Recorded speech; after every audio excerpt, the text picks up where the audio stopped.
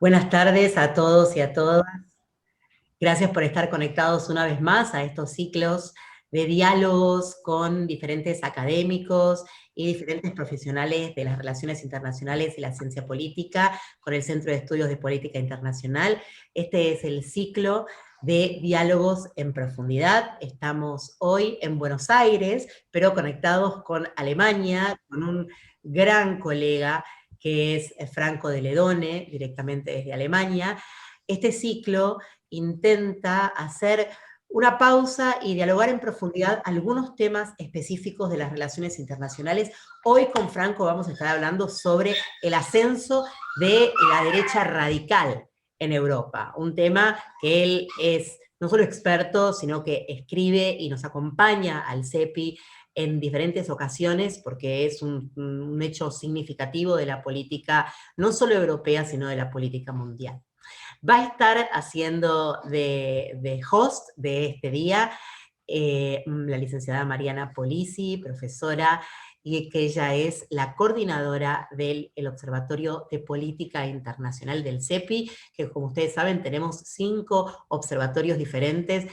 Ella con su compañero Federico Vidal Ochandío coordinan el observatorio más grande del centro, con más de 52 o 53 integrantes, solo del observatorio de los 250 integrantes que tiene hoy por hoy el CEPI.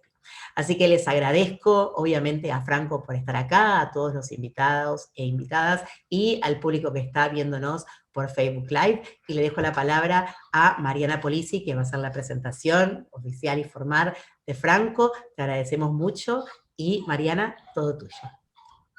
Bueno, buenas tardes a todos y a todas. Muchas gracias, Luciana, por la introducción y por estar presente en la primera reunión inaugural del Observatorio de Política Internacional. Les agradezco a todos la presencia, el interés en la charla de hoy.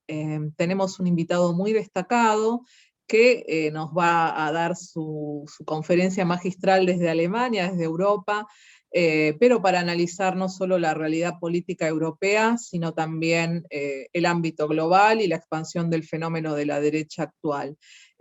Como bien dijo Luciana, mi nombre es Mariana Polizzi, yo coordino el Observatorio de Política Internacional en el día de hoy, junto a mi compañero Federico Vidal Ochandio, que está presente también en la reunión.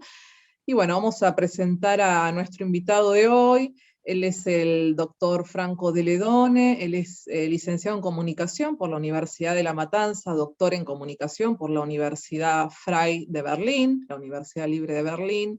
Es el director del proyecto multimedial, audiovisual de Epidemia Ultra para combatir a la derecha radical, también es el director de elecciones en Alemania y del podcast El fin de la era Merkel sobre, bueno, el retiro de la política de la canciller alemana Angela Merkel, así que está muy ocupado en varios proyectos de análisis político y comunicacional. Por mi parte no me queda más que agradecerle su presencia, haber aceptado la invitación en el día de hoy, y bueno, Franco, te cedo la palabra. Muchas gracias. Acá. Bueno, muchas gracias.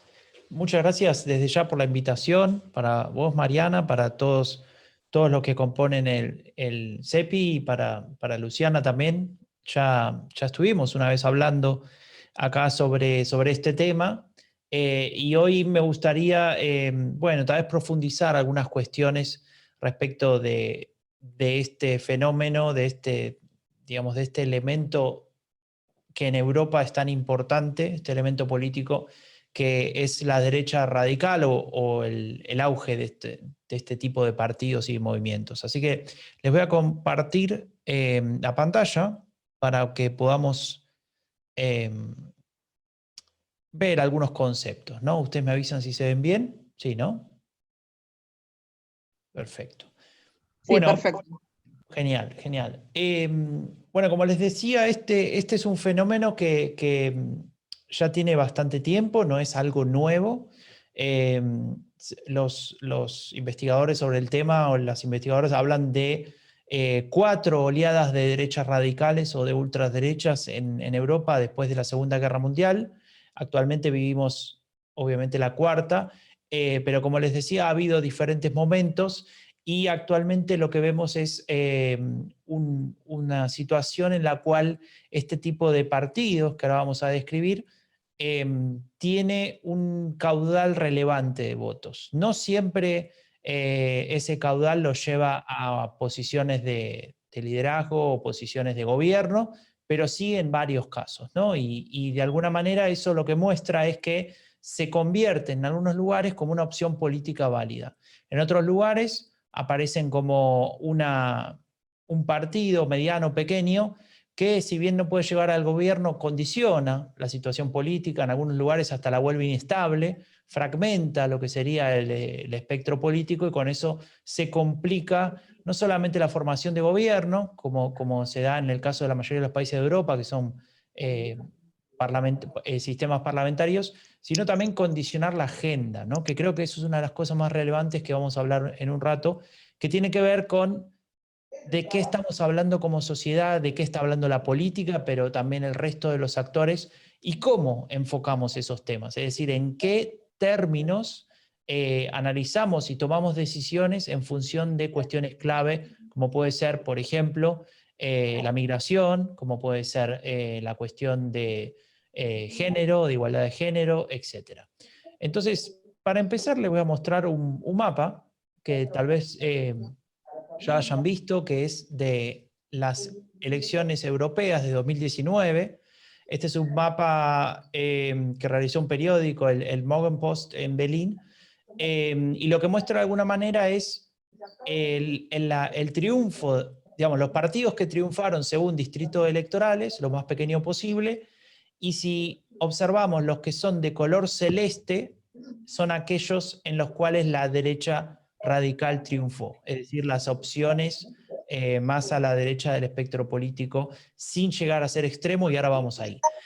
También aparece Hungría, ¿no? En este caso, que es un país que aquí aparece de color azul-gris, porque en ese momento todavía pertenecía al Partido Popular Europeo, pero ustedes saben que el partido actualmente de Víctor Orbán se fue de esa formación y que encaja perfectamente digamos, en la definición clásica de derecha radical, y por eso básicamente este mapa es de color celeste en el norte de Italia. A Mariana no le resultará raro ver ese color ahí, la Lega, ¿no? La Lega, y si tomamos alguno de estos puntos celestes, no fue muy relevante, pero existía, tiene que ver con cierto crecimiento de la actual fuerza de Giorgia Meloni, Fratelli d'Italia, que en ese momento no era muy relevante, pero hoy está, incluso para algunas encuestas, muy, muy cerca del primer lugar en Italia.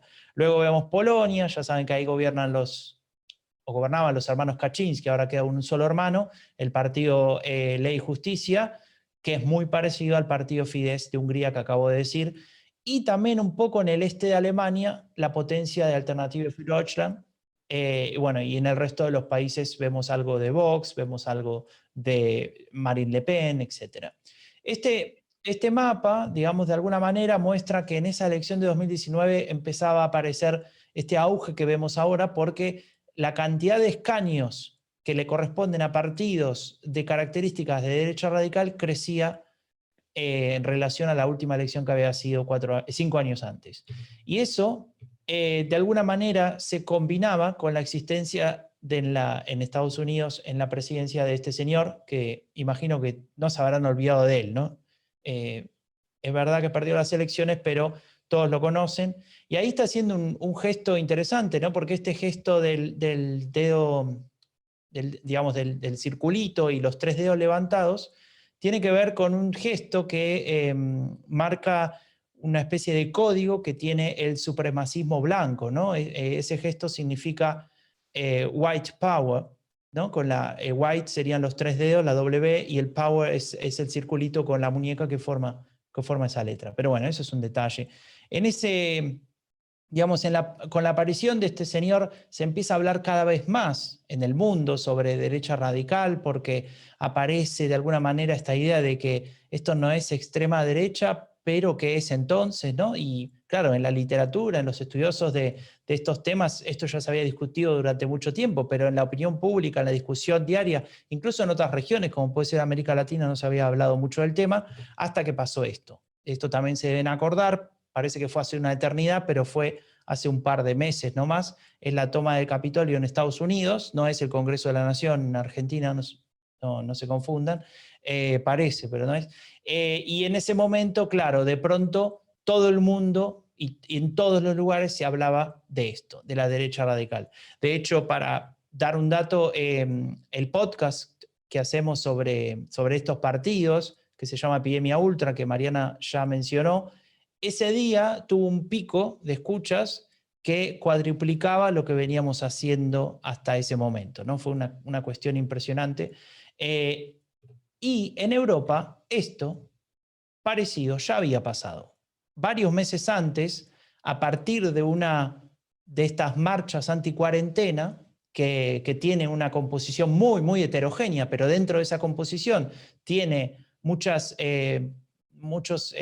partidos de extrema derecha y algunos de la derecha radical, como Alternative für Deutschland, llegaron hasta las puertas del Parlamento. No lograron entrar, como en Estados Unidos, pero llegaron hasta ahí, hasta donde ven exactamente adelante de las puertas estas de vidrio que tiene la entrada principal del Bundestag, que es el Parlamento Federal, y digamos es una imagen muy potente para Alemania, ¿no? Porque desde la Segunda Guerra Mundial no se veía algo así. Estas banderas que ven de color negro, blanco y rojo, que son las banderas del imperio, las banderas del Reich, están íntimamente relacionadas con aquella época, y son imágenes que conmocionaron al país y que de alguna manera en Europa también significaron un hito en ese sentido, ¿no? Bueno, negativo, ¿no? Claro. Y entonces aparece esta discusión, ¿no? Esta discusión que para algunos puede llegar a ser de alguna manera insípida, ¿no? Diferenciar desde el punto de vista académico qué significa derecha radical, qué significa ultraderecha, etcétera. Todos conceptos que pareciera y que muchas veces se usan como sinónimos. Y yo creo que tiene una utilidad entender y separar estos conceptos. ¿Por qué? Porque, como vamos a ver a continuación, representan problemas diferentes que necesitan, por ser diferentes, soluciones diferentes o maneras de abordarlo de diferente forma. Y eso es bastante relevante y para eso sirve estas nomenclaturas. Entonces, básicamente, si tenemos que encontrar la forma de identificar, por ejemplo, la diferencia entre estos tres conceptos, derecha radical, extrema derecha y ultraderecha, a mí me gusta mucho la definición que se usa en Alemania, y que usa también un autor, que seguramente el que le interesa el tema lo conocerá, que se llama Cas Mure. Acá en la camarita estoy poniendo el libro de 2019, si no me equivoco, que de alguna manera resume bastante bien lo más importante sobre esta cuestión, es decir, si querés introducirte al tema deberías empezar por este libro, está en español, de hecho, que se llama La ultraderecha hoy, y lo que dice básicamente es: hay dos tipos de partidos o de movimientos. Unos que se denominan extrema derecha, que tiene que ver con una visión contraria al sistema democrático, una visión que quiere otro sistema, un sistema fascista, un sistema diferente y que no acepta ninguno de los valores democráticos. Y está, por otra parte, la derecha radical, que acepta algunos valores democráticos, como por ejemplo las elecciones. Por ejemplo, participar como partido político en un sistema y tener representación política en un parlamento y tener de alguna manera vida democrática, es decir, aceptar la voluntad del pueblo o de parte del pueblo para tomar decisiones respecto de quiénes son sus representantes. Esa es la diferencia más importante. Ahora, también la derecha radical, y por eso se llama derecha radical y no solo derecha o centro derecha, tiene una visión, como se conoce también en la literatura, iliberal de la democracia. Es decir, rechaza algunos valores de lo que sería la democracia liberal entendida en su definición más amplia. El Estado de Derecho, la división de poderes, la libertad de prensa, la protección de las minorías, por nombrar algunos de esos elementos, y ahora vamos a ir a algunos ejemplos, son elementos que este tipo de partidos no tienen interés en representar, y al contrario, tienen interés en combatir eso porque consideran que ese tipo de valores de lo que sería la democracia liberal, más clásica, van en contra de los intereses de las personas que ellos representan, de los intereses del país que ellos dicen representar, en contra de los valores que ellos dicen defender, y su causa proviene de diferentes fuentes, ¿no? Algunos hablan de que es el progresismo internacional organizado, otros hablan de teorías conspirativas relacionadas a, por ejemplo, George Soros, algunos llegan incluso a ocultar ciertas visiones antisemitas o racistas en esas teorías conspirativas. Entonces, lo más importante, más allá de las fuentes, digamos, de dónde viene el pensamiento que de alguna manera fundamenta esta idea, es que están en contra de esos valores. Y eso los identifica como derecha radical. Es decir, que la gran diferencia es que unos, la extrema derecha, están en contra del sistema y otros trabajan dentro y con las reglas del sistema para hacerlo diferente, para cambiarlo en función de sus intereses, de sus ideas. El concepto de ultraderecha, que es el tercero que tengo ahí, básicamente es una forma de unir y nombrar a todos estos partidos, englobarlos bajo una etiqueta, ¿no? No tiene ahí en este caso ultraderecha una definición concreta desde el punto de vista teórico-conceptual, sino simplemente una forma de hablar de todos estos partidos. ¿Por qué? Porque esta definición, que yo les hago muy feliz y muy contento, es obviamente muy difícil de aplicar a todos los casos. Algunos casos son más fáciles de encontrar estas características que acabo de decir, otros son más grises, otros de alguna manera fluyen entre un lado y otro, según la ocasión, según el líder, según la región. El ejemplo más claro es el de Alemania, donde yo vivo. Alternative für Deutschland tiene un sector que es muy radicalizado en el sentido de tener visiones de extrema derecha, de tener visiones o fantasías de asesinar políticos que hacen las cosas mal, según ellos, ¿no? O sea, llegando a niveles de defender la violencia, como hacen la visión de la extrema derecha, e incluso preferir una suerte de dictadura de los que saben lo que es bueno para Alemania, y no tener a líderes como ellos dicen que representan intereses diferentes, como puede ser Angela Merkel, por ejemplo. Y en ese mismo partido hay otros sectores de derecha más radical que tienen una visión diferente, pero que aceptan en cierta medida el juego de la democracia. Yo creo que esa definición está clara, pero si quieren después podemos profundizar tranquilamente, podemos hablar de vuelta de este tema, pero me gustaría avanzar.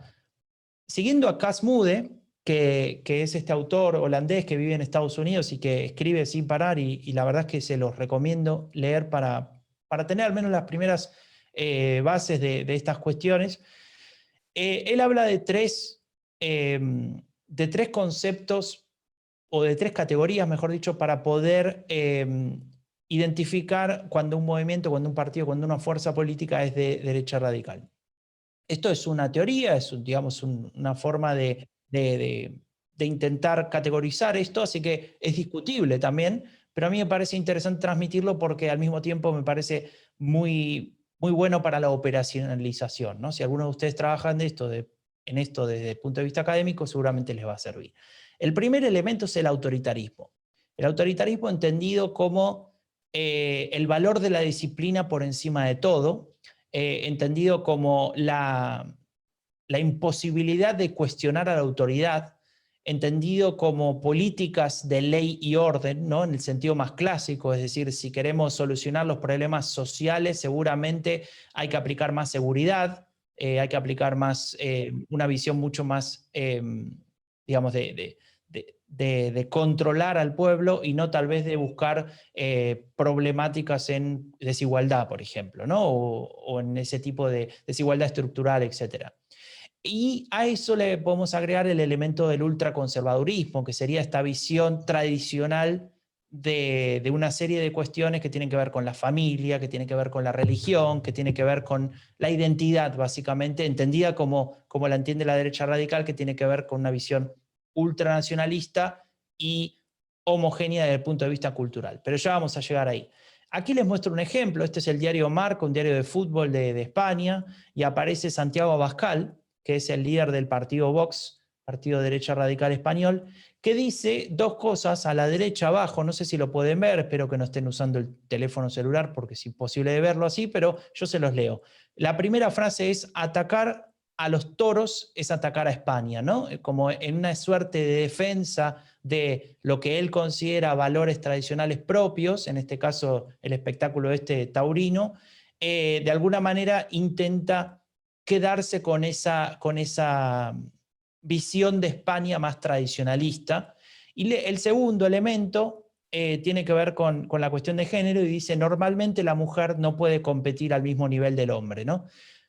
Más allá del concepto en sí, que ustedes pueden sacar sus propias conclusiones, es interesante esta frase porque lo que marca es un elemento muy importante de este tipo de visión ultraconservadora, que tiene que ver con que cada uno tiene su lugar en el mundo y ese lugar en el mundo no se puede cambiar. Y tiene un rol en el mundo y ese rol no se puede cambiar. Si para ellos la visión de la mujer es una visión determinada como máquina reproductora de hijos y criadora de los mismos, bueno, ahí se tiene que quedar la mujer. Todo lo que salga de esa estructura va a estar básicamente desequilibrando la armonía de nuestra sociedad, de nuestros valores, de nuestra tradición, etc. Este es el pensamiento que conduce este tipo de partidos. Nombro a Vox por nombrar a uno, pero eso se puede encontrar en otros partidos. No en todos los de derecha radical, porque hay algunos que han desarrollado una visión de la mujer diferente, como puede ser el caso de Giorgia Meloni. Después Mariana tal vez nos puede decir dos palabras sobre ella, pero tiene esta visión de mujer más activa, que es madre, que cumple todas estas reglas que les acabo de decir, pero también trabaja y es capaz de ser independiente, ¿no? O por ejemplo, en el propio Vox, Rocío Monasterio, de alguna manera también, que fue candidata en Madrid para ser... se candidateó en Madrid hace un par de semanas, ella también tiene esa visión. O Marine Le Pen, mejor dicho, no Marine Le Pen, sino Marion Maréchal Le Pen, que es la sobrina, que también defiende este tipo de ideas. Pero voy a avanzar para no quedarme ahí. Ya que la nombré, Giorgia Meloni, jefa de Fratelli d'Italia, aquí aparece una vez más estos matices complicados, ¿no?, entre los partidos y entre esta definición extrema derecha y derecha radical. La extrema derecha incluye naturalmente el fascismo, ¿no?, y todas sus visiones, es decir, implementar la violencia como mecanismo propio de la política y tener una visión del sistema desde ese punto de vista. Bueno, Giorgia Meloni, si bien ahora es la jefa del partido Fratelli d'Italia y se vende como una política relativamente profesional, que lee, que sabe discutir, que de alguna manera también se opone a la informalidad y el estilo más, si querés, payasesco de Salvini, ¿no?, más empático. Ella tiene una visión tal vez más de política seria dentro de lo que cabe, pero si uno mira, no hay que ir muy lejos, busquen en la Wikipedia Giorgia Meloni y van a ver los partidos a los que pertenecía hace pocos años, ¿no?, como por ejemplo Alleanza Nazionale, o como por ejemplo el Movimiento Social Italiano, Mariana, ¿me corregís? Movimiento Sí, Movimiento Social Italiano. Exacto, que son partidos básicamente posfascistas, ¿no? Digamos que el Movimiento Social Italiano, hasta que cambió de nombre, reconocía abiertamente el fascismo como, como algo positivo, como algo válido, etc. Entonces, viene de ahí. Entonces, este traspaso de extrema derecha a derecha radical a veces se vuelve dificultoso, ¿no? Porque ¿cuánto queda de ese posfascismo en la misma persona que manejaba esos conceptos hace un par de años? Bueno, difícil, ¿no?, de determinar. Importante, ya para ir a lo concreto y a lo actual, es lo que dice acá, ¿no? Ella defiende la familia tradicional.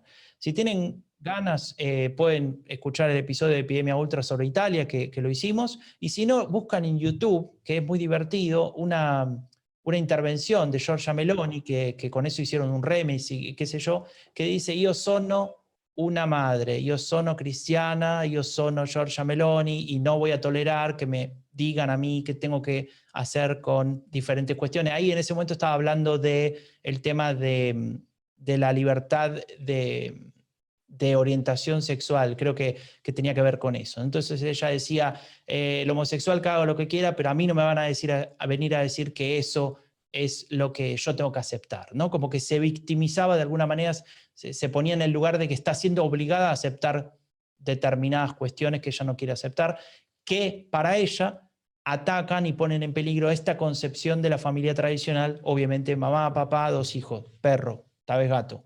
Eso sería básicamente la idea. Para pasar al segundo punto, yo les dije que eran 3. El primero, autoritarismo, creo que quedó claro. Si hay pregunta, la discutimos después. El segundo es el nativismo. Parece complicado, pero la verdad es que es incluso más fácil que el anterior desde mi punto de vista. Básicamente el nativismo lo que dice es que la sociedad, para poder tener una armonía determinada, tiene que ser homogénea. Homogénea desde el punto de vista cultural, desde el punto de vista social, desde el punto de vista religioso, incluso hasta desde la gastronomía. Es decir, la sociedad tiene determinadas características que tiene que sostener. En caso de que eso, según ellos, se contamine, o se manche, o se mezcle con otras, lo que pasa con la sociedad es que deja de ser pura, y eso es algo negativo, porque eso hace que se pierda la identidad cultural, la identidad de un pueblo, y eso rompe los valores, bueno, y ahí todas las derivaciones que a usted se le puedan ocurrir.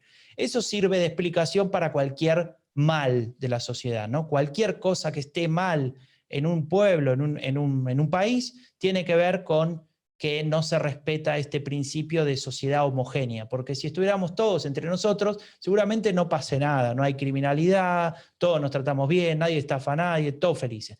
Cosa que es absolutamente insostenible, pero que es un pensamiento muy fácil de vender.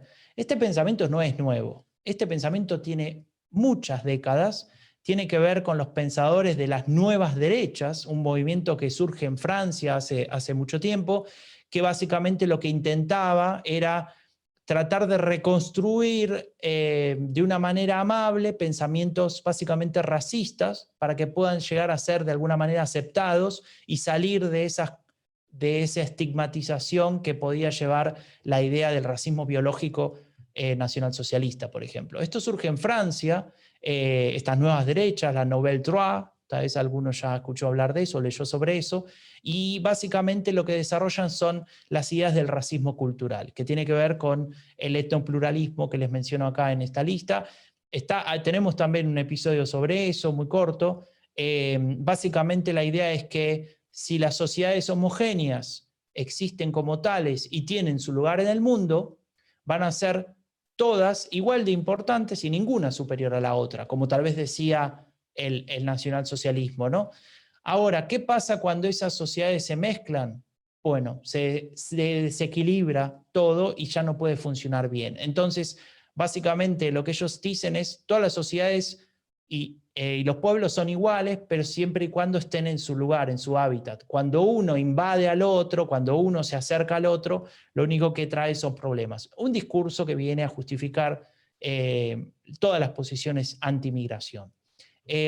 Para mostrarles un par de ejemplos, aparece el caso del nacionalismo polaco. En este caso es un afiche del Día de la Independencia que se celebra cada año, y ahí vemos a un soldado, a un caballero de la época de entreguerras, cuando Polonia tenía una cierta estabilidad, porque recordemos que Polonia vivió toda su historia atacada entre Prusia, ahora Alemania, o Rusia, ¿no? Siempre en el medio y ligando de todos lados. Entonces tiene esta visión de victimización nacionalista, y aquí aparece rompiendo una estrella que no es casualmente, es roja, es una estrella básicamente que representa el comunismo, el pasado reciente pre-caída del muro de Berlín, y la mitad pintado del color de la bandera LGBTI, que bueno, después vamos a hablar de eso cuando hablemos de Hungría un momento, pero obviamente esta visión polaca tiene que ver con eso. ¿Por qué este cartel sirve para entender esto que les contaba de sociedad homogénea? Porque como les decía antes, la homogeneidad no va solo en el color de piel, en el idioma, en la religión, que son todos elementos muy importantes, sino también va en el comportamiento en sociedad. Entonces, el hecho de ser homosexual rompe esa homogeneidad. Esas personas están rompiendo la estructura, y por algo Orbán, y ahora lo vamos a comentar, tiene éxito cuando dice que tenemos que hacer una ley para impedir que nuestros hijos vean situaciones donde aparezcan homosexuales para que no piensen en eso, ¿no? Para que no se vayan a ir por ese camino, teóricamente. Les nombro un par de ejemplos más. Son carteles de Alternative für Deutschland de 2017. El primero dice, ¿están en peligro en el mar?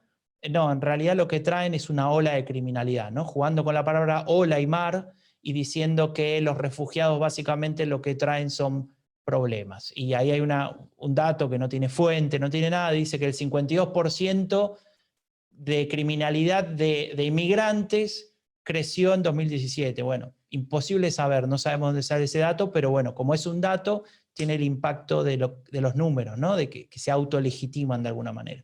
Y la otra dice, con signos de pregunta, ¿nuevos alemanes? Los hacemos nosotros mismos, ¿no? Como con la foto de la mujer embarazada, diciendo que no hace falta pensar en migración para solucionar la gran pregunta demográfica, que eso es un hecho real, un problema real en Alemania, que tiene que ver con la no renovación natural de la población y la esperanza de vida extendida. Eso hace que la gente que entra en el sistema jubilatorio después genera una problemática financiera en el país, básicamente. Pues es población que ya no está trabajando y que no realiza aportes, pero a la que hay que pagarle durante casi 30 años más de vida un sueldo, una jubilación.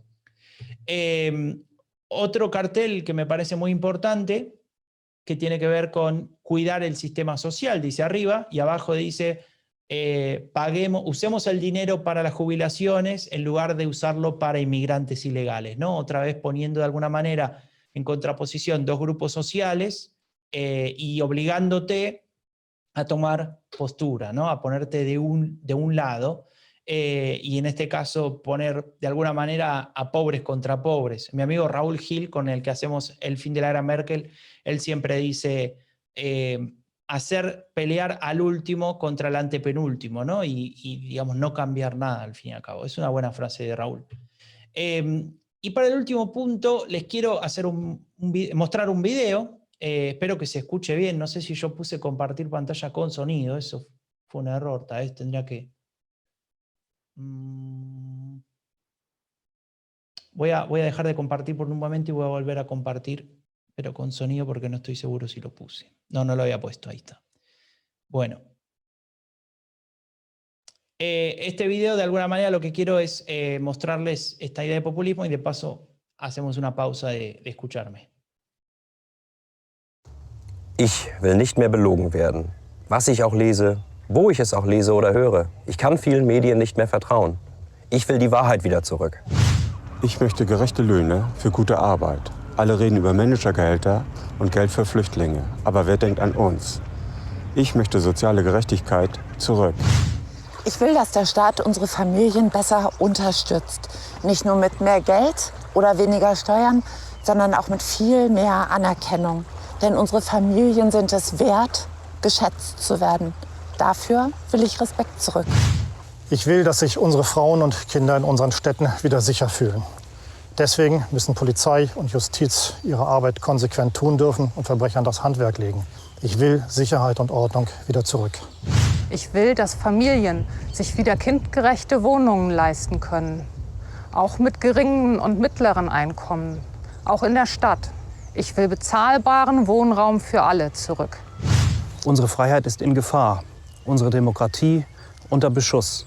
Die Altparteien sind zu schwach, sich dagegen zu wehren oder wollen es gar nicht. Wir wollen, dass Deutschland Deutschland bleibt, so wie wir es kennen. Wir wollen in Schleswig-Holstein in Sicherheit und Freiheit leben. Deswegen holen Sie sich Ihr Land zurück. Wählen Sie am 7. Mai mit beiden Stimmen die AfD. Muy bien. Eso... ¿Cómo lo saco? Ahí. Este es un spot electoral de Alternative für Deutschland, año 2016 o 17, no recuerdo bien. Más allá del spot en sí o del partido en sí, creo que es interesante para entender esta idea de cómo la derecha radical aplica el populismo, ¿no? El populismo entendido como, para decir una definición, hay muchas definiciones de populismo y lo podemos discutir un rato larguísimo, ¿no? Pero digo, para ir a lo concreto, los que escriben sobre derecha radical y hablan de populismo, lo que hacen es utilizar esta definición en la cual aparecen tres elementos fundamentales. El primer elemento es el pueblo que está siendo atacado, que es un pueblo puro, que debería ser un pueblo homogéneo, por lo que les decía antes, y es un pueblo al que nadie escucha. La voz de ese pueblo es encarnada por este tipo de discurso o este tipo de partidos que dicen nosotros representamos a esta gente, muchas veces hasta dicen yo soy parte de esta gente, ¿no? Aunque aparece un tipo como Donald Trump que es de la élite, millonario, hijo de millonario, pero él dice que representa al hombre común, ¿no? Porque habla parecido o porque habla simple o porque simplemente dice, se arroga el derecho de ser el único que los escucha. Y frente a este elemento, a este primer elemento que es el pueblo puro, aparece la élite corrupta que puede estar encarnada en los partidos políticos tradicionales, en el establishment económico, en el establishment, por ejemplo, la burocracia de Bruselas, ¿no? La Unión Europea, las organizaciones internacionales, no sé, un montón de cosas que de alguna manera básicamente trabajan para sus propios intereses y en contra de los del pueblo. El tercer elemento, que es la voluntad general, que es lo bueno, que es lo que queremos supuestamente todos, algunos le ponen el nombre muy famoso de el sentido común, es básicamente lo que este partido dice que todos piensan, ¿no? Entonces todo lo que acabamos de escuchar son fórmulas, habrán visto, ¿no? Cuestiones, valores muy generales, que básicamente si yo no les digo que este es un partido de derecha radical y les muestro algunas partes, hasta estarían de acuerdo, ¿no? Yo estaría de acuerdo con algunas cosas. Sí, claro, yo quiero libertad también, ¿cómo que no? Yo quiero respeto para la gente que trabajó, etc. Ahora, cuando uno empieza a verlo con mayor detenimiento, aparecen todos estos elementos que les decía de propios de lo que sería una democracia iliberal. Ese concepto lo uso porque, a propósito, es un concepto que usa el propio Víctor Orbán, ¿no? Así como ninguno de estos partidos se autodenomina derecha radical, hay muchos que se arrogan el derecho de decir que ellos luchan por un Estado iliberal, y lo dicen así, ¿no? Viene de sus propios discursos. Este tipo de visión, básicamente cuando escuchamos al final al candidato que dice los partidos no quieren hacerlo, los partidos están en contra de nuestra libertad, lo que hacen básicamente es el establecimiento, digamos, no de un adversario político que piensa diferente sobre algunos temas, sino de un enemigo. Y el enemigo, para poder lograr este objetivo de tener la voluntad general, de que el sentido común se imponga, debe ser eliminado. Entonces aquí la discusión política, en un principio, es muy polarizada, es muy dura, lleva al punto de la agresión, pero si este tipo de partidos llegan al poder, como pasa en Polonia, como pasa en Hungría, llevar este tipo de lógica hasta el final implica que está bien hacer callar a la oposición o a los medios de comunicación que me critican, porque básicamente están en contra de lo que queremos todos nosotros, ¿no? Que somos los buenos, los puros. Es decir que estamos viendo claramente en este video, que parece inocente, cómo se va construyendo la lógica para llegar a estados iliberales en los cuales no existe el Estado de Derecho, no existe la división de poderes, no existen los derechos de las minorías, o incluso ni siquiera de las minorías, de las mujeres, que son la mitad de la población, estadísticamente. Punto. Bien, ese sería el tercer elemento que les quería mostrar. El video no va de vuelta. Entonces, acá, y esto, digamos, es como para ir cerrando al menos esta parte, después, si quiere Mariana, sigo, pero para ir cerrando, quiero nombrarles 3 peligros, algunos ya los nombré, así que los pasaré por arriba, que tienen que ver con este crecimiento de la derecha radical y qué significa para Europa, y si quieren después lo podemos discutir para otros lugares del mundo. El primer elemento es muy importante y tiene que ver con reproducir los frames. Para el que no sabe qué es un frame, muy rápidamente tiene que ver con la interpretación que uno realiza sobre un hecho determinado. Uno puede ver lo mismo de diferentes ángulos y al ver diferentes posiciones de ese mismo objeto puede pensar cosas diferentes. Esto pasa también en las discusiones políticas, ¿no? Y muchas veces las palabras son las que de alguna manera nos ayudan a tener un posicionamiento político sobre un tema. Lo que sucede muchas veces es que este tipo de partidos de la derecha radical logra, a partir de sus intervenciones muy provocadoras, muchas veces hasta con cierta razón criticando cosas que no se critican, como por ejemplo, hasta hace un tiempo, un poco largo, pero hasta hace un tiempo no se hablaba mal de la Unión Europea, por ejemplo en Alemania. En el año 2013 se empieza a hablar mal de la Unión Europea, mal en el sentido de hay cosas que están mal, están siendo mal administradas o hace falta reformas, y eso era un tabú, eso no se podía decir. Este partido de alguna manera recupera o toma esta idea y la hace propia. Lo que pasa es que después eso se lleva al extremo, ¿no? Pero, insisto, hay una discusión, hay un debate, y estos partidos, por su capacidad de tener impronta, ¿no? De no tener límites de lo políticamente correcto, de decir cosas que tal vez nadie diría, aparecen de a poco y dominan la agenda, es decir, la discusión de temas, de qué se está hablando. Y al poder dominar los temas sobre los que se está hablando, para determinados temas tienen una capacidad especial y muy entrenada y muy eficiente de imponer también los frames. Entonces, si se está hablando de migración, es muy probable que este tipo de partidos logren imponer la discusión sobre si la migración aumenta o no la criminalidad, por ejemplo. O si la migración trae discusiones de tipo cultural, que nuestra identidad se está cambiando. ¿Por qué? Porque son relaciones lógicas bastante sencillas de argumentar, ¿no? Las premisas ya están ahí disponibles y se puede de alguna manera discutir en esos términos. Entonces lo que sucede es que los partidos políticos tradicionales, los mainstream, los de centro en Europa, ¿no? Los de centro derecha, incluso centro izquierda, pues vemos un ejemplo, toman estos frames y los reproducen pensando que así logran captar a esos electores que se quieren ir a votar o que ya se fueron a votar a la derecha radical. ¿Cuál es el problema?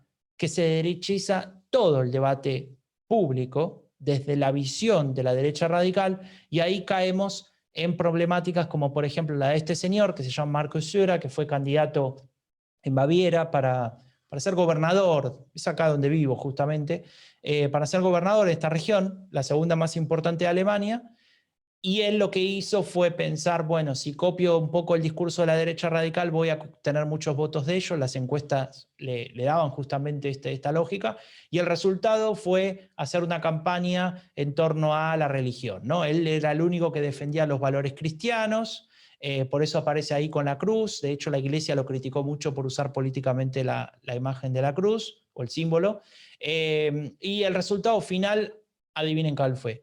El resultado final fue que no solamente la derecha radical sacó mucho más votos de lo que él quería, sacó arriba del 10%, sino que los votantes moderados de la derecha, de la centro derecha, que sería el partido de este señor, se fueron a votar a otros partidos. Por ejemplo, el Partido Verde. Esto fue en 2018. Tan mal le fue que él hasta reconoció que esto estuvo mal y que nunca más lo repetiría, y ahora tiene unas visiones bastante diferentes de esta cuestión.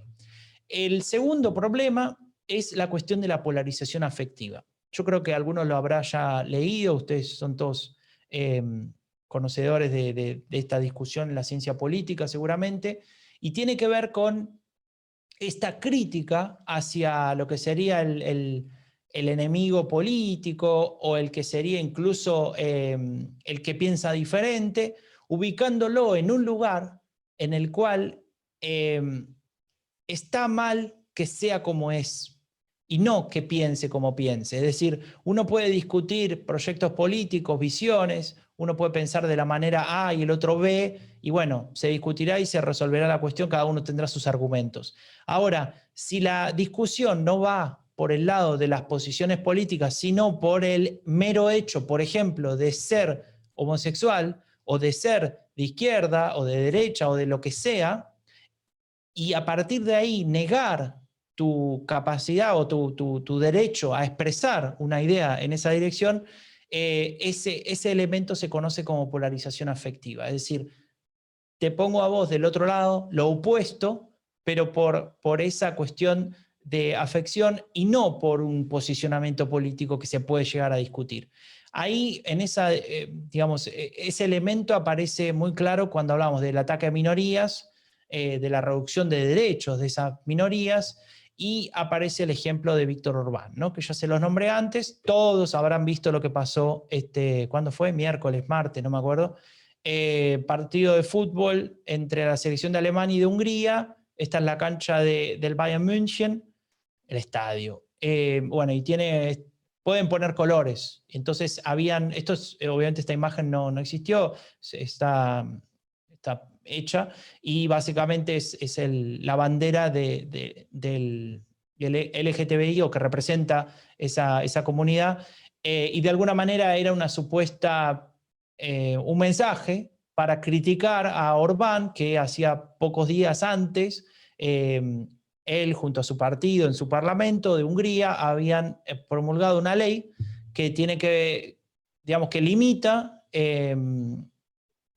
o mejor dicho, más que limita, lo tendría que decir de otra manera, que pone a la homosexualidad como un problema, e incluso a la altura de la pedofilia. En la misma ley se pone todo junto, ¿no? Y entre otras cosas, lo que dice esta ley es que, por ejemplo, no puede haber ningún tipo de contenido donde haya homosexualidad manifiesta, ni siquiera en la publicidad. No se puede hablar de esto, obviamente, en las escuelas. Bueno, unas cuestiones ahí que tienen que ver con que supuestamente si se muestran estas cosas, la juventud o los niños van a verse incitados a tener una inclinación sexual que no es aceptada por la cultura húngara que defiende este señor y este partido, ¿no?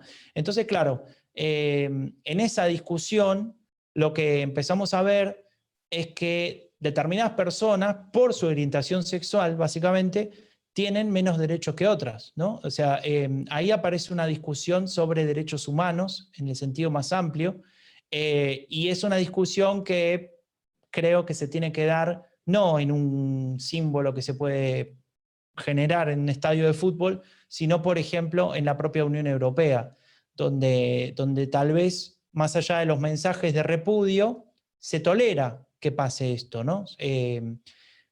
Hay un mapa que no lo puse ahora, pero que publicamos hace un par de días en Epidemia Ultra, que se ve qué países apoyaban un repudio a esta ley y qué países no, y básicamente Europa está partida por la mitad, ¿no? Entonces, claro, ahí te pones a pensar si esos valores, como se autodenomina la Unión Europea, si esa comunidad de valores son homogéneos o no, o tal vez hay diferentes visiones. Una de las defensas que tiene Víctor Orbán es, cuando nosotros entramos a la Unión Europea y firmamos para estar adentro, no decía nada de aceptar este tipo de cuestiones, ¿no? No decía nada de que nosotros no podemos hacer una ley como esta.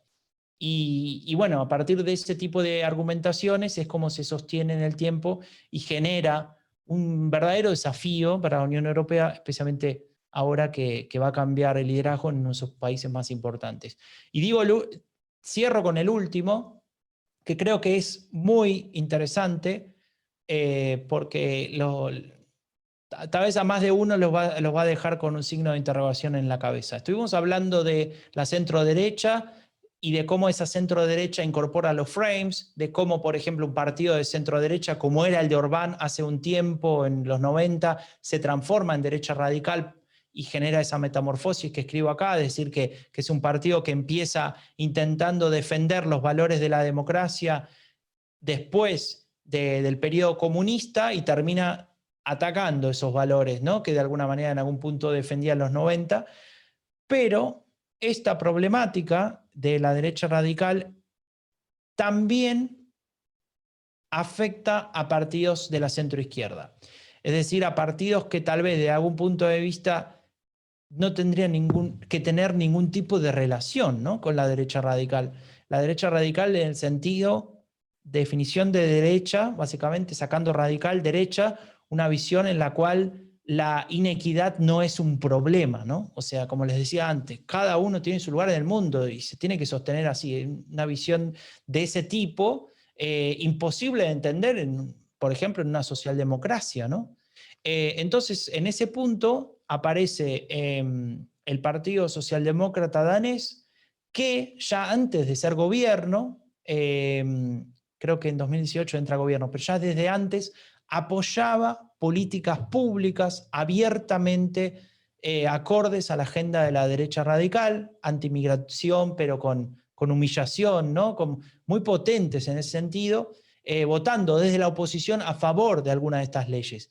Por decirle alguna, por ejemplo, se votó que cualquier refugiado que llegaba a Dinamarca tenía que entregar todas sus pertenencias, ¿no? Si tenía joyas, su collar, sus teléfonos, todo porque, claro, Dinamarca le estaba ofreciendo refugio y eso se tenía que financiar y era injusto que esa persona refugiada tuviera esas pertenencias de valor, ¿no? Entonces se lo sacaban. Bueno, cosa fuerte, ¿no? Se llegó incluso a discutir la idea de que a todos los refugiados que no se los podía expulsar del país o deportar, mejor dicho, porque su pedido de refugio había sido denegado por la razón que sea, muchas veces pasa que esa gente no tiene papeles, no tiene pasaporte, entonces no puede ser devuelto a ningún país porque no sabes a cuál país o de cuál vino, ¿no? Y no está claro.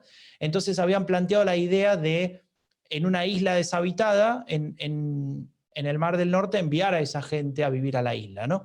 Unas cosas que son surrealistas casi.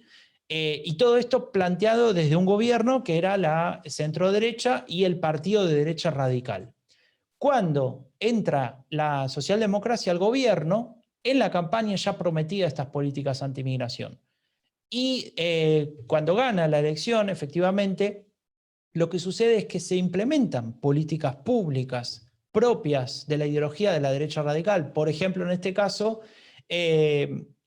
a los lugares donde viven la mayoría de inmigrantes, donde hay una porción muy importante de inmigrantes, los llamados guetos, se le aplicaron leyes diferentes al resto, ¿no? Entonces, por ejemplo, si uno comete un delito en un gueto, proviene de un gueto, la pena es el doble, sea cual sea el delito, ¿no? Ese tipo de leyes muy dura para digamos, impedir y desalentar cualquier tipo de comportamiento tienen que ver con los que les decía antes, ¿no? Esta idea de autoridad y de seguridad como solución de los problemas sociales. Hace muy poco tiempo, lo habrán leído, fue noticia Dinamarca cuando anunció esta primera ministra que se llama Frederiksen, que dijo que el objetivo de Dinamarca era tener 0 refugiados, ¿no? Como si fuera algo súper positivo, y trabajar en la idea de construir centros de recepción de refugiados fuera de los límites de la Unión Europea. En Libia, en Egipto, no sé dónde, en países teóricamente seguros, ¿no? Y por ejemplo, denegando la mayoría de los pedidos de refugio a cualquier sirio o siria, porque según la definición de Dinamarca, Damasco, la capital de Siria, ya es segura, entonces podrían estar ahí, ¿no? Y hay mucho trabajo respecto a eso, muchas investigaciones de testigos, de gente que se tiene que ir y dice, si yo voy allá me matan, o sea, no hay ninguna manera, no duró ni 2 semanas, porque yo me opuse al régimen abiertamente, y no hay otra cosa que la pena de muerte en ese caso, ¿no?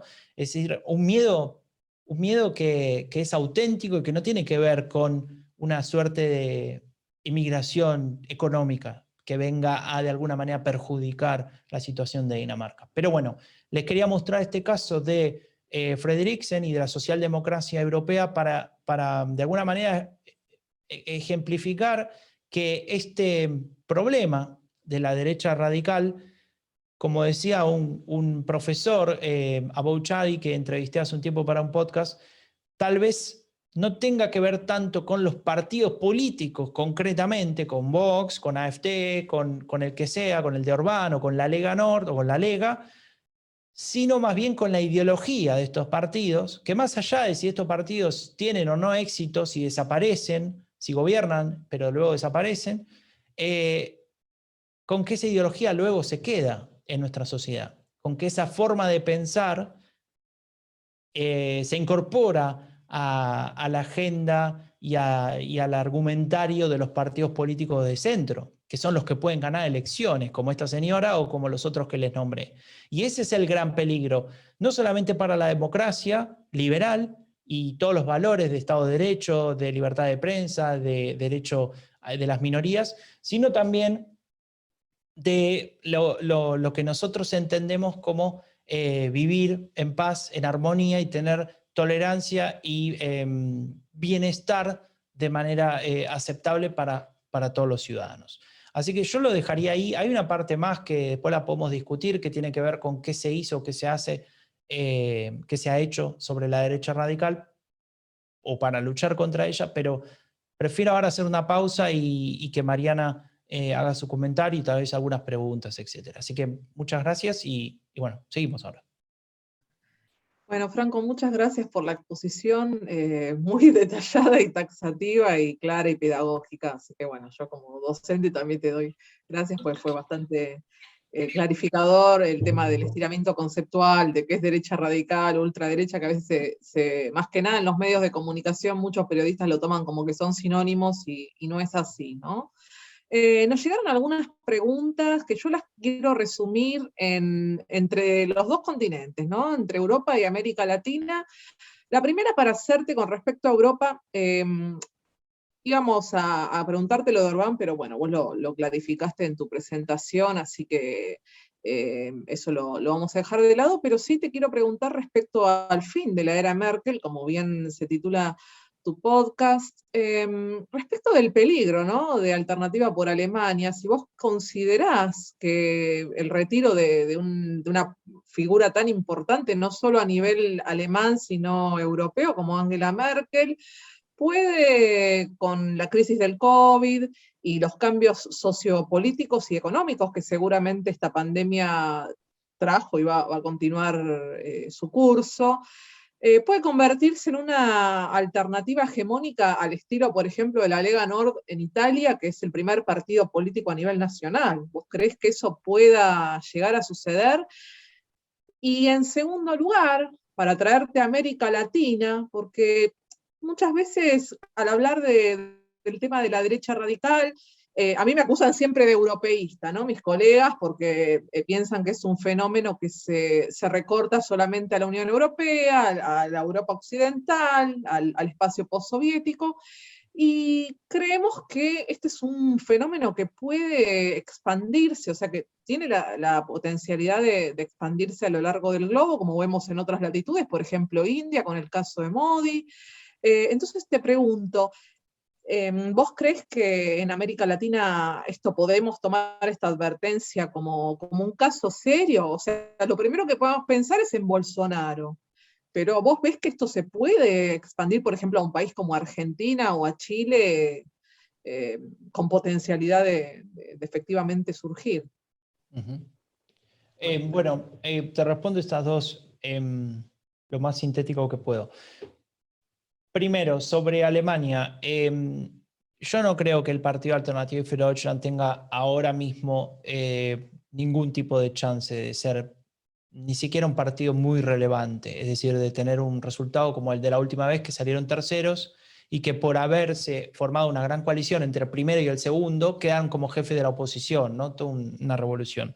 No va a pasar eso, de hecho les va a ir un poco peor que en la última elección y seguramente haya otros partidos que lo superen, como puede ser el Partido Liberal o los Verdes, incluso los Verdes por encima de la socialdemocracia. Creo que sí hay que observar algunas otras cuestiones. Primero, que el partido se ha radicalizado de una manera bastante importante. ¿Se acuerdan al principio cuando les decía que convivían de alguna manera una idea más de derecha radical y una que se acerca peligrosamente a la de extrema derecha, incluso con ideas antisemitas, revisionistas, ¿no? Recordemos que en Alemania ser revisionista básicamente tiene que ver con acercarse mucho a negar el holocausto, cosa que acá es ilegal. Entonces aparecen estas ideas y este partido con esta división empieza también a dividirse en el territorio. Si uno mira el mapa de Alemania y observa la vieja frontera del este y el oeste, ¿no? Imagínense que no hubiese caído el muro, Alemania Federal y Alemania, la República Democrática Alemana, se ve claramente una diferencia de voto entre una y otra. Se lo votó mucho más a este partido de derecha radical en la vieja Alemania comunista. Esto tiene una serie de explicaciones muy largas, después si a alguno le interesa puedo decir algo sobre esto, pero hay muchos factores que tienen que ver con eso, pero lo que quiero decir con respecto a este punto es que en los 6 Bundesländer, que serían como las provincias del este, el Partido Alternativo für Deutschland llega a tener en algunos más del 25% de intención de voto y en el que peor le va el 20%. Es decir, que entre 1 de cada 5 y 1 de cada 4 vota este partido. Y en las últimas elecciones, que fueron justamente en una de estas regiones, en Sachsen-Anhalt, se preguntaba a la gente, en general se pregunta siempre esto, ¿no? ¿Usted vota al partido que vota por convicción o por decepción con el resto de los partidos? Tradicionalmente, Alternative für Deutschland tenía una porción muy importante de sus votantes diciendo, no, yo estoy decepcionado con la política, ¿no? O con los políticos. Y es lo que veíamos antes en el video, de alguna manera.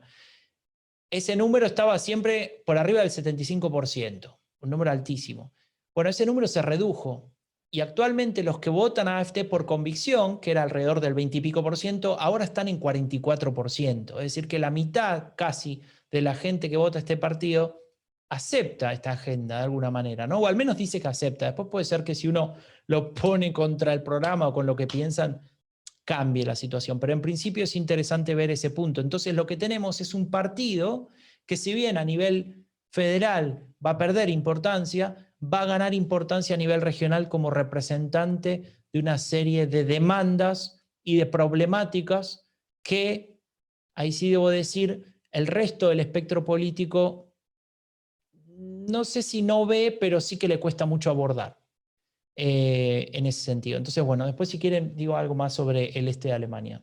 En resumen, no creo que tengan más importancia de la que ya tienen, pero sí es cierto, van a seguir condicionando gobiernos, en el sentido de que es más difícil formar mayorías, porque nadie quiere pactar con ellos, y van a seguir condicionando el debate público cada vez que aparezca alguno de los temas que a la derecha radical les son amigables, como puede ser cualquier cuestión relacionada a migración, cualquier cuestión de seguridad respecto de terrorismo, terrorismo islámico, etc.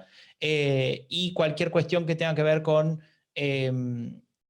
casos de corrupción o cuestiones que dejen mal parados los partidos políticos tradicionales. Esos serían los tres temas más relevantes que ponen a estos partidos arriba en la agenda. Cuando aparece una pandemia, es un gran problema para todos, pero la derecha radical no saca nada de rédito en ese sentido. Y con respecto a Latinoamérica, bueno, yo cuando formulaba siempre pensaba en 3 países, ¿no? Fuera de Europa, y los nombraste a los 3. Y no los nombro yo ni vos, lo dicen todos los que estudian este tema. Ariel Goldstein, por ejemplo, un colega nuestro que conoce el caso de Brasil, ha dado unas charlas con un grupo de investigadores de estos temas, que incluso pertenece CASMUD a ese tema, con Evian Ledig y qué sé yo. Sí, el centro nórdico, sí, yo participé de algunos seminarios. Eso mismo, y ellos dicen todo el tiempo este fenómeno europeo, bla, bla, bla, y dice, se extiende a 3 países, India, Brasil, Estados Unidos, ¿no? Como muy claro que eso es así.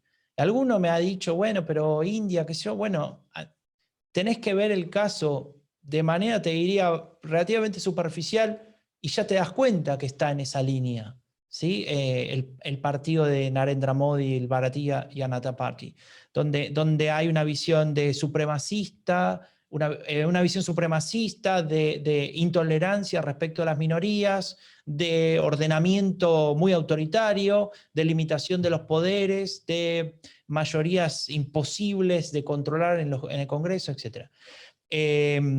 Bolsonaro, bueno, el ejemplo lo conocen todos. Ahí no creo que haga falta que yo profundice, y mucho menos en el caso de Donald Trump, ¿no? La falta de respeto hacia cualquier tipo de check and balance, ¿no? Formales o informales, es decir, de las instituciones. Perdiste la elección y tus diputados siguen diciendo que no, en Estados Unidos, ¿no? Por decir un ejemplo. O las informales de un periodista dice una pregunta que no te gusta, fake news. ¿Se acuerdan, no? No fue hace mucho de los teatros que hacía Donald Trump.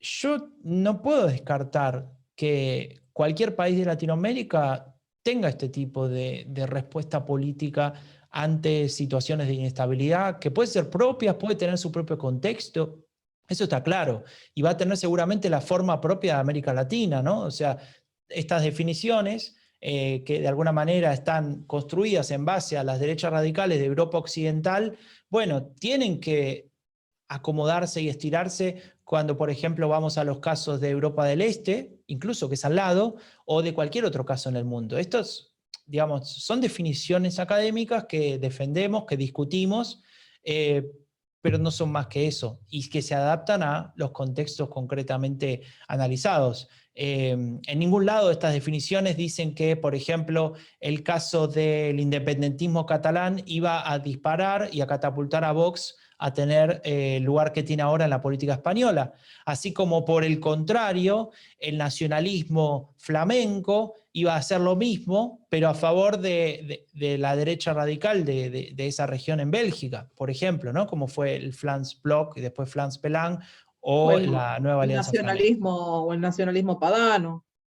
Tal cual, en el caso de Italia, que encima es súper complicado, porque en la Lega tenés la visión regionalista, ¿no? Es Umberto Bossi y la Padania y qué sé yo, que se tiene que separar de África, que vendría a ser todo lo que está al sur de Roma, y después la visión salvinista, ¿no? De la Italia unida, y el enemigo está un poco más al sur de lo que estaba antes, ¿no? Que son y te sumo la visión de Luca Zaia, que es el gobernador del Véneto, que directamente dice: salgamos de todo este territorio y hagamos una república del Véneto porque somos otra cosa.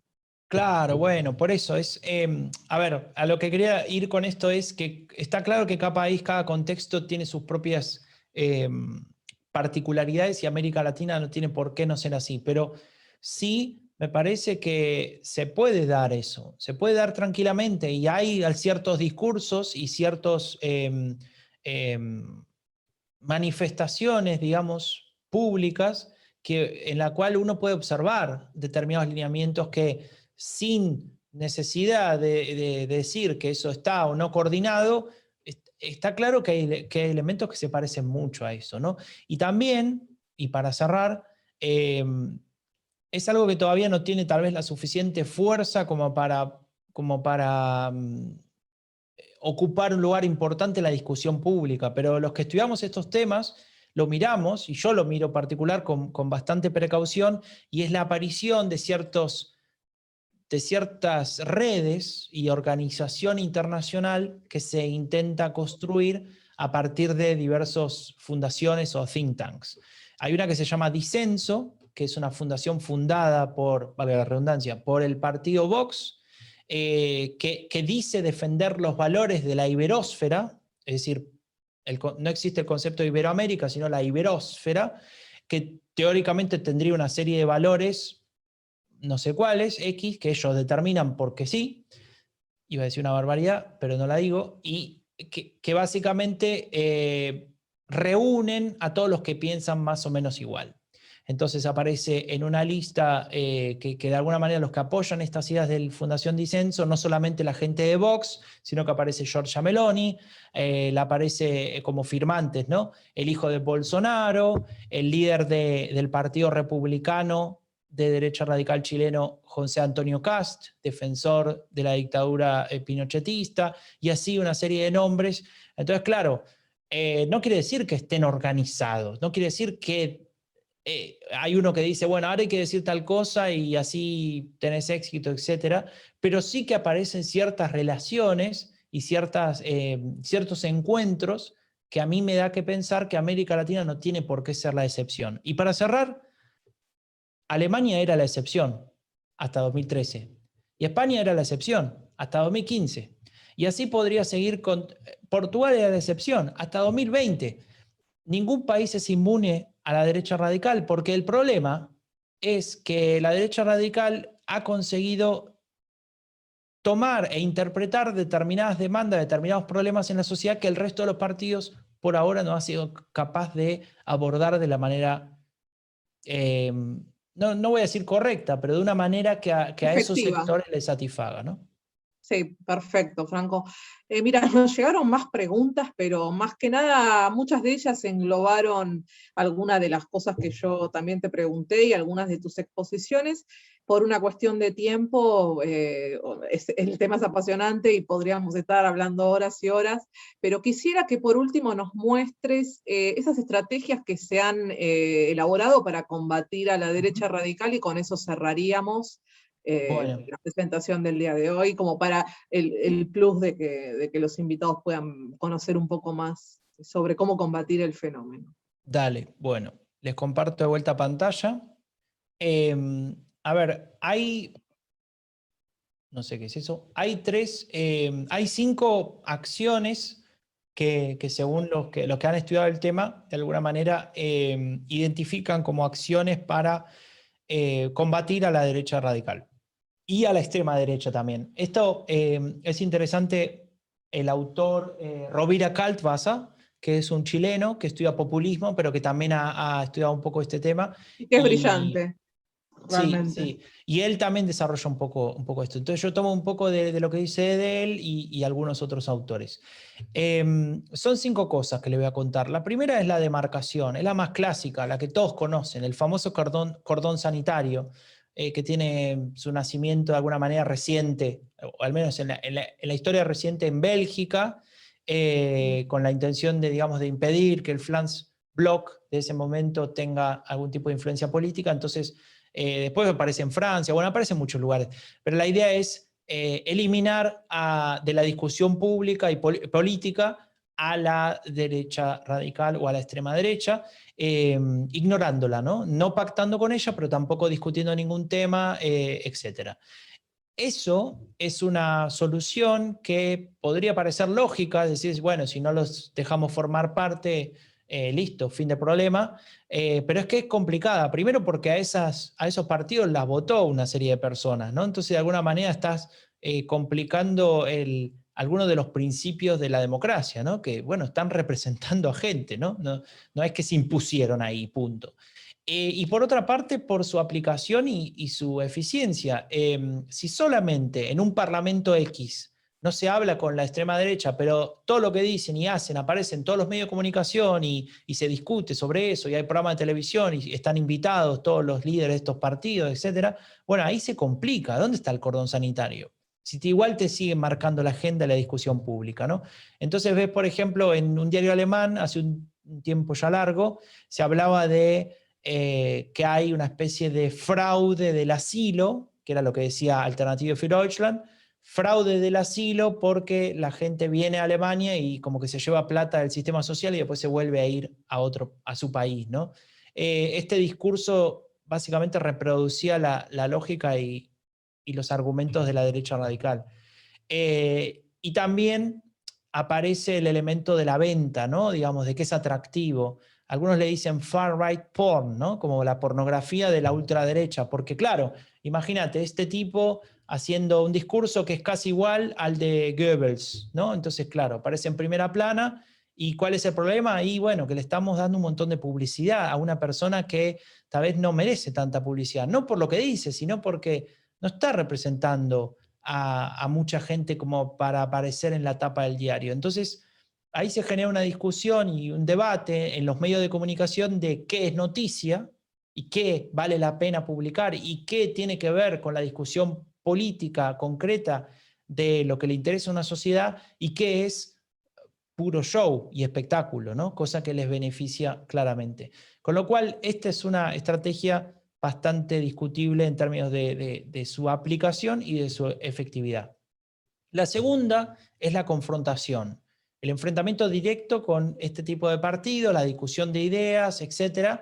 El problema es que, primero, es muy poco usual que se dé, porque en general los partidos mainstream no discuten con la derecha radical, para no darle entidad, que en cierta manera es cierto, pero también es cierto que si se dejan llevar por la agenda, cosa que ha pasado en muchos lugares, por ejemplo en Alemania, básicamente es el efecto contrario, ¿no? Porque se permite que esa visión, primero que esos temas de agenda y después que esa visión sobre esos temas se difunda.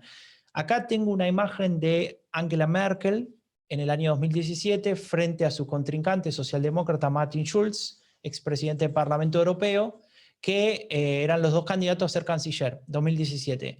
Y hubo un debate electoral que duró 1 hora y media, 90 minutos, y que de esos 90 minutos estuvieron 55, y me acuerdo porque tomé el tiempo para escribir un artículo, 55 minutos hablando de inmigración, del Islam, del islamismo, de los refugiados y de todos los temas que le importaba a la derecha radical, Alternative für Deutschland.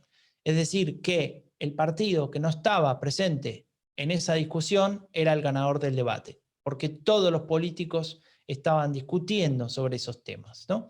Hay un caso saliendo de los partidos políticos, que me parece bastante ilustrativo para esta cuestión de la confrontación, y es una entrevista que se dio en el verano de 2019, si no me equivoco, o 2018, con el que ven a la izquierda, el señor más adulto, digamos, más anciano, era en ese momento el jefe de lo que sería el grupo parlamentario de la derecha radical en el Bundestag, entrevistado por alguien de la televisión pública alemana.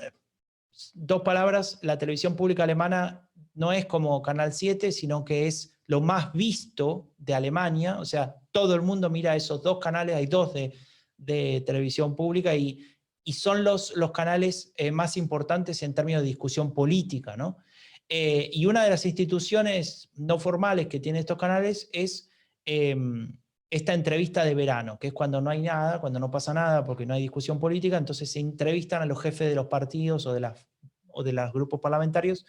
Y acá entrevistaron a Alexander Gauland, el jefe de AfD, y todas las preguntas, o mejor dicho, ninguna de las preguntas era sobre los temas que les mencioné antes. No hubo preguntas sobre migración, ni sobre Islam, ni sobre la cultura alemana o la identidad, ni ninguno de los temas preferidos de la derecha radical, sino que se le preguntó de otros temas. Y ustedes me dirán, ¿pero para qué lo llaman? Y bueno, porque se le preguntó por temas importantes para Alemania también, como por ejemplo, qué hacer con el concepto de las nuevas jubilaciones, es decir, cómo Alemania va a financiar esa problemática, qué hacer con la problemática de la digitalización, porque Alemania en ese momento todavía ni tenía pensado la tecnología del 5G, etc. ¿Qué se va a hacer con diferentes cuestiones, por ejemplo, diferentes cuestiones de financiamiento económico, etc. Y este señor no sabía qué decir, literal, ¿no? Si supieran alemán, les recomendaría ver la entrevista porque es muy divertida, porque sus respuestas son: sobre eso no le puedo decir nada, no hemos pensado en esa cuestión, para responder a eso tendría que preguntarle a otra persona, hasta el punto de que él se enojó y dijo, bueno, esta entrevista está en contra mío, ¿no? Pero no estaba en contra de él, simplemente lo que estaba haciendo es demostrar que para muchas preguntas importantes en una sociedad, este partido no tiene respuesta. Entonces este partido es incapaz de, al contrario de lo que dicen, responder y representar los temas más importantes en una sociedad. La tercera estrategia es la cooptación, ¿no? Y ahí aparece un poco lo que ya estábamos hablando, esto de intentar integrar los temas de la derecha radical para quitarle importancia, para quitarle esencia. Esto durante un tiempo ha funcionado, por ejemplo en Alemania, ¿no? Cuando aparecieron partidos como Die Republikaner, que era un partido los 80-90, que tenía una visión muy anti-migración y anti-asilo. Recuerden, en esa época estaba la guerra de los Balcanes y en Alemania había muchos pedidos de asilo desde esos países. Bueno, lo que pasó fue que la centro-derecha incorporó ciertas demandas y de alguna manera el partido como que se pinchó. Se intentó hacer lo mismo con lo de los refugiados, no funcionó. No funcionó porque Merkel se negó y también porque todos los analistas dicen que no hubiese funcionado porque el discurso no iba por el lado de los medios tradicionales de AfD, sino por los medios, por las redes sociales, por ejemplo. Entonces, claro, no hubiese funcionado de ninguna manera, pero al fin y al cabo la problemática final es que se termina normalizando la agenda de la derecha radical y, como les decía antes, termina pareciendo natural que creamos que la migración necesariamente es causa de criminalidad, ¿no? Como si sin ella no hubiese criminalidad o como si con ella hubiese más criminalidad, ¿no? No hay forma de sostener eso, porque el hecho de que vos provengas de un país X no te hace más propenso a cometer crímenes, al menos los estudios que se hacen sobre el tema en Alemania indican eso. En el caso también de la violencia por este tipo de cuestiones, aparece, por ejemplo, mucho más gravitante la violencia que tiene que ver con crímenes de derecha o extrema derecha, derecha radical o extrema derecha, que con crímenes que puedan provenir de este tipo de, digamos, de sectores migrantes en ese sentido, ¿no? Entonces, básicamente, esta idea de cooptar los temas la agenda. Si es que en algún momento ha funcionado, actualmente funciona, tiene un efecto boomerang, ¿no? Es contra, bueno, no me sale la palabra. El anteúltimo es la incorporación, ¿no? Y que tiene que ver ya con el último elemento. Hablamos con el caso de Hungría, por ejemplo, de la metamorfosis, pero también con los pactos. Esto ha pasado en Austria, ha pasado en Italia, Mariana, conoces el caso, ha pasado en algunos sectores, en algunas regiones de España, con pactos con Vox o con cierta tolerancia, abstinencia, abstinencia, no, perdón, es un poco tarde ya para mí. Abstención en la votación, ¿no? para que un gobierno se forme, etc. Y esto lo vimos en el caso de Alemania muy claro, que fue ese pacto informal con la derecha radical para poder tener un líder del Partido Liberal en una de las regiones de Alemania. Eso se convirtió en un escándalo. Merkel, que estaba en ese momento de viaje en Sudáfrica, se conectó y dijo, esto es una vergüenza, no puede ser, etc. Y bueno, generó un terremoto político. Por primera vez se rompía ese tabú, ¿no? De pactar con la derecha radical. Pero como les decía, no es nuevo. Existe en Bélgica, existió en Holanda, Dinamarca, Suecia. Hay un montón de países donde esto ya ha pasado e incluso llegan a estar en el gobierno, como pasó con Salvini, ¿no? Pero quería decir, al gobierno como, con mayoría absoluta, como el caso de Hungría o de Polonia.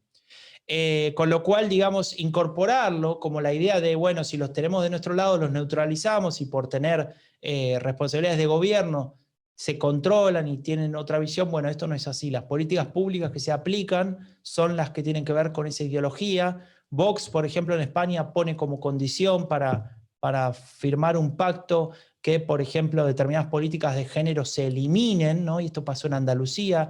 Hay colegas que lo estudian, por ejemplo, Alba Alonso de la Universidad de Santiago de Compostela lo ha estudiado y ha demostrado que el género se convierte en un elemento fundamental de estas derechas radicales, para criticarlo justamente, y que lo que al fin y al cabo nos lleva esta discusión es a entender la vida desde la lupa, desde las ideas de esta derecha radical, ¿no? Y básicamente le están haciendo un favor con esta incorporación.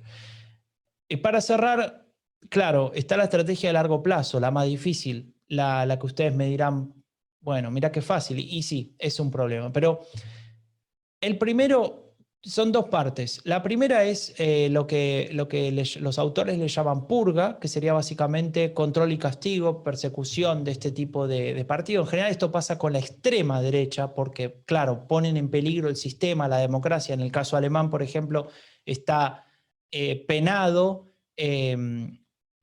manifestarse en contra del orden democrático, ¿no? Es decir, formar un partido, un club, una asociación que tenga en su estatuto, queremos otro sistema que no es el democrático, eso es ilegal, ¿no? Y por eso la Oficina de Protección de la Ley Fundamental, que sería la Constitución alemana, persigue este tipo de expresiones y también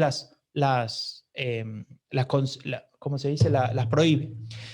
Y la otra, que es la más difícil de todas, pero la más efectiva, es la educación, ¿no? Que de alguna manera es lo que, tal vez desde mi lugar, no tan académico como Mariana o como otros colegas, sino más de actuar en este sentido, de hacer más conocidos estos partidos, de tratar de hacer llegar a audiencias más amplias lo que dicen, lo que hacen, cómo lo hacen, por qué tienen éxito y qué es lo que realmente proponen.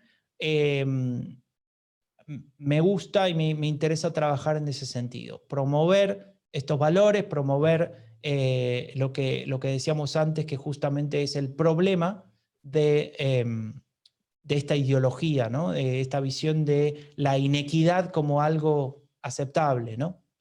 En ese sentido, me parece que la educación también ayuda a atacar lo que sería el lado de la demanda de estas respuestas populistas. Es decir, si existe el populismo es porque este sistema de alguna manera ha generado determinadas condiciones para que exista. No es que el populismo apareció y vino de otro planeta y se puso acá. Es una consecuencia de este sistema y de cómo llevamos adelante este sistema. Entonces, tenemos que tratarlo como tal y estudiarlo, entenderlo y en todo caso combatirlo desde ese punto de vista, ¿no? Es por eso que cuando hago esta charla sobre toda esta cuestión y sobre Epidemia Ultra en particular, este proyecto que mencionamos al principio, mi idea y la idea de todos los que hacemos este proyecto, que son varios, o somos varios, es que en realidad lo que tenemos actualmente con este auge de la cuarta oleada de derechas radicales es una competencia por la socialización política de las nuevas generaciones. Es decir, tratar de que los que siguen, los que se van a interesar por política, los que tal vez ahora no la miran, pero la van a mirar pronto, no tengan esta ideología como el norte, o como lo natural, o como lo normal, sino que entiendan que hay determinados valores, determinadas instituciones, determinados modos de vida que tienen que ser o que pueden ser defendidos y para eso, bueno, trabajamos haciendo todo este trabajo que hacemos. Así que los dejo con ese mensaje y les agradezco mucho el tiempo que me ofrecen para poder contar el trabajo que hacemos en Epidemia Ultra. Bueno, nosotros te agradecemos muchísimo, Franco, por la exposición, por los detalles, por la explicación. Me parece muy interesante lo que vos señalás, lo último que señalaste en cuanto a estrategias, porque si bien la derecha radical está luchando, ¿no?, a nivel de lo que es la democracia, por imponer estos valores de exclusión, de pegar hacia abajo, como mencionan algunos autores, es importante desde la educación política combatir esta posibilidad de socialización política a su vez, y que las nuevas generaciones se decanten por este tipo de opciones tan extremistas o iliberales que ponen en peligro los valores democráticos del mundo occidental, ¿no? Así que desde ya, mil gracias por tu participación, por tu tiempo, porque sabemos que hay 5 horas de diferencia con Europa, y bueno, es todo un tema, pero bueno, gracias que tuviste la predisposición y la amabilidad de aceptar la charla y el encuentro con nosotros, y el debate desde el Centro de Estudios de Política Internacional. Por mi parte, agradecerles a los asistentes, a los oyentes, a todos los que se nos unieron en esta presentación. Y bueno, yo desde acá no solo agradecer a Franco, despedirlo y cederle la palabra a nuestra directora, a Luciana Micha, por también acompañarnos y unirse en esta presentación del día de hoy. Gracias, Luciana. Gracias, Mariana, excelentes palabras. Franco, como siempre, transversalmente pudiste captar un montón de las investigaciones que hace el CEPI sobre migración, sobre género, sobre el tema de la tolerancia, los grupos LGTBI+, todo. Creo que faltó un poco del tema de lo que es el mundo musulmán, que también hay que verlo y hay que evidenciarlo y hay que analizarlo también. Agradezco un montón a todos los que estuvieron presentes, a todos los mensajes que me estuvieron mandando sobre las palabras que vos decías, Franco, porque despertaste una realidad que la tenemos y sabemos que existe, pero unas alertas tempranas que son importantes ir detectando. Así que muchísimas gracias, no solo por tu tiempo, sino por tu claridad, por la excelente exposición